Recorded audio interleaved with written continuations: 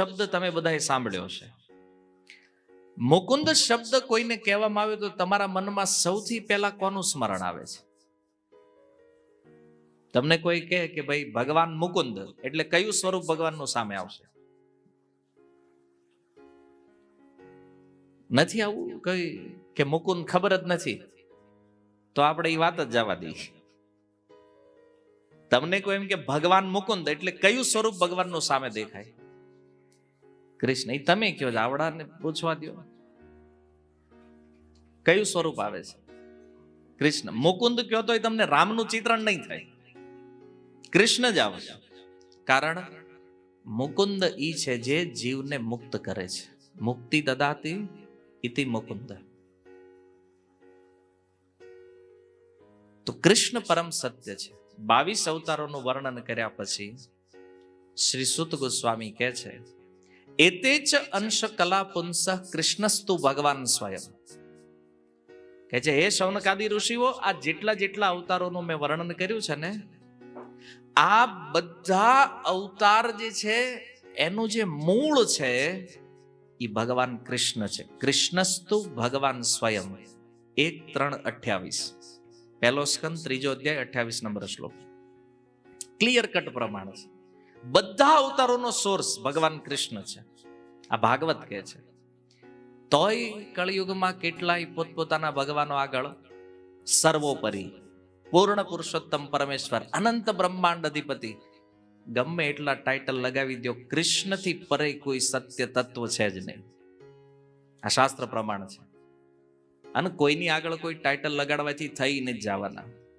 એમ પણ સમાજને બેવકૂફ બનાવવા માટે આ કહેવાતા એ પાખંડી સાધુઓની આ બધી ટેકનિક છે. ભગવાન પ્રતિ ભ્રમિત કરવા માટે. એમ બધા અવતારોનું મૂળ કૃષ્ણ છે, ભાગવત કહે છે. તો બીજો સર્વોપરી ક્યાંથી આવી ગયો ભાઈ? કારણ કે અવતારી કહેતા એક જ વ્યક્તિ છે ને જેમાંથી આ બધા અવતાર નીકળે છે. તો એ તો સુતજી વ્યાસજી કહે છે એ કૃષ્ણ છે. કૃષ્ણસ્તુ ભગવાન સ્વયં. બાકી એતે ચ અંશ કલા પુંસ, કોઈ અંશ છે, કોઈ કલા અવતાર છે, કોઈ મનવંતર અવતાર, કોઈ યુગા અવતાર છે. પણ આ બધા અવતારોનું જે મૂળ છે, બ્રહ્માજી કહે છે ગોવિંદમ આદિ પુરુષમ તમ અહમ ભજામિ. એ કૃષ્ણ છે. અને અહીંયા કોઈને પણ આપણે જો ભગવાન બનાવી દેશું તો શાસ્ત્ર કહે છે ભગવાનને ભગવાન ન કહેવું એ પણ અપરાધ છે. ભગવાનને ભગવાન ન કહીને કોઈ પાખંડીને ભગવાન બનાવવો એ પણ અપરાધ છે. મુક્તિની તો વાત જવા દે. વહેમમાં ન રહેતા કે આપણે મુક્ત થઈ જશું, ક્યારેય નહીં થઈશું. કારણ કે શાસ્ત્રથી વિપરીત કોઈ ચાલે તો એના જીવનમાં ઉત્પાત અથવા દુઃખ સિવાય બીજું કઈ આવે નહીં. શાસ્ત્રથી વિપરીત કોઈ સિદ્ધાંત આ જગતમાં તમને સુખ નહીં આપી શકે, ન તો મુક્તિ આપી શકે છે. એટલા માટે અધ્યાત્મ જગતની અંદર આપણે કાંઈ પણ કરતા હોઈએ, કાંઈ પણ માનતા હોઈએ, એને શાસ્ત્રનું પ્રમાણ હોવું જરૂરી છે. અને જો શાસ્ત્રથી ઉપર આ જગતનો કોઈ ગુરુ નથી. આપણને એવું લાગતું કે મારા ગુરુ એટલા મહાન છે, ગમે એટલા મહાન માનતા હોય, પણ એ ગુરુ જો શાસ્ત્રથી વિપરીત કંઈ કહેતા હોય તો એ ગુરુ ગુરુ નથી, પાખંડી છે. કારણ કે શાસ્ત્ર ઉપર કોઈ, આ શાસ્ત્ર ભગવાનની વાણી છે. ગુરુ મહાન છે. શા માટે? કારણ કે શાસ્ત્ર કહે છે ગુરુર બ્રહ્મા ગુરુર વિષ્ણુ ગુરુર દેવો મહેશ્વર. આ કોણ શીખવે છે? શાસ્ત્ર. એટલે ગુરુ શાસ્ત્રથી ઉપર નથી, શાસ્ત્રથી નીચે છે. સર્વોપરી શાસ્ત્ર છે. એટલા માટે કોઈ પણ ગુરુ જે શાસ્ત્રથી વિરુદ્ધ કાંઈ કહેતા હોય અથવા શાસ્ત્રથી વિરુદ્ધ શીખવતા હોય તો એ સમજી લેજો એ ગુરુ નથી, તમારો સૌથી મોટો શત્રુ છે. નરક ભેગા કરી દે ખબર નહીં પડે. તમે અહીં ગુરુ ગુરુ કરતા રહેજો, ત્યાં ભેગા થાય. ઉપર છેલ્લો પૂછે, ગુરુજી તમે આયા? આ ગુરુજી કે અમે કર્યા હતા, એ ભોગવવા અહીંયા જવું પડે, શું કરીએ ભાઈ?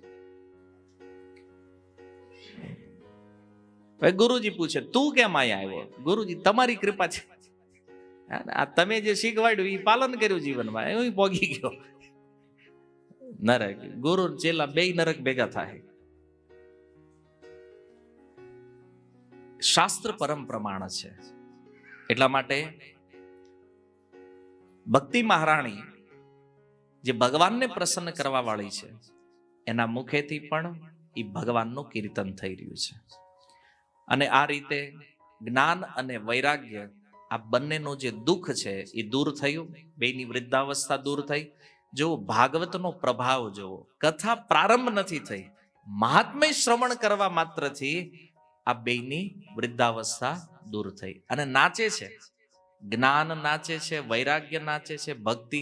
જો ભક્તિ તો નાચે, વૃંદાવનમાં તમે જાઓ તો ભક્તો નાચે છે, કારણ કે જેના હૃદયમાં ભક્તિ હોય ને એ નૃત્ય કરે. મહેતા નરસિંહ નાચ્યા, મીરાએ નૃત્ય કર્યું. પણ જ્ઞાનીને કોઈ દી નાચતા જોયા?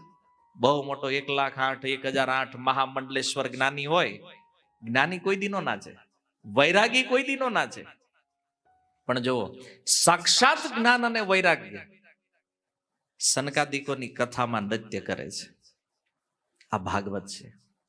ભક્તિ નાચે એ તો સામાન્ય છે, પણ અહીંયા જ્ઞાન અને વૈરાગ્ય પણ નાચે છે. અને આ રીતે સુંદર ભક્તિ મહારાણીનું પ્રાગટ્ય થયું. શ્રોતાઓએ સનકાદિકોને પ્રશ્ન કર્યો કે બતાવ, આ ભક્તિ આવી ક્યાંથી? કારણ કે અમે તો એને કઈ પંડાળમાં આવતા જોઈ નથી, આનું પ્રાગટ્ય થયું ક્યાંથી?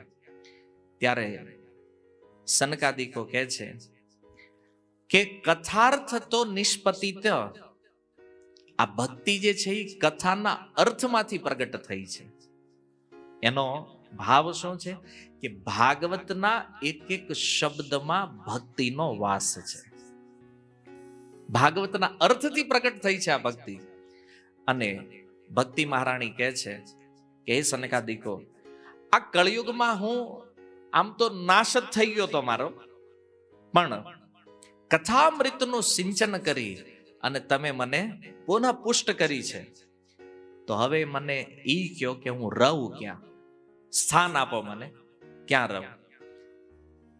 ભક્તિ મહારાણી જ્યારે સ્થાન માંગ્યું ત્યારે સનકાદિકો કહે છે, ભક્તેશુ ગોવિંદ સ્વરૂપ કર્ત્રી, પ્રેમૈક ધર્ત્રી ભવરોગ હંત્રી, સાત્વમ ચ તિષ્ઠસ્વ સુધૈર્ય સંશ્રયા, નિરંતરમ વૈષ્ણવ માનસા. કે છે ભક્તિ, ભક્તેશુ ગોવિંદ સ્વરૂપ કર્ત્રી, તમે ભક્તોને ભગવાનનું સ્વરૂપ પ્રદાન કરવા વાળા છો. બીજું કે છે પ્રેમૈક ધર્ત્રી, તમે ભક્તોને પ્રેમ પ્રદાન કરવા વાળા છો. અને ભવરોગ હંત્રી, આ જન્મ મરણ રૂપી જે રોગ છે, આ જન્મ મૃત્યુ રૂપી રોગનો નાશ કરવા વાળા છો.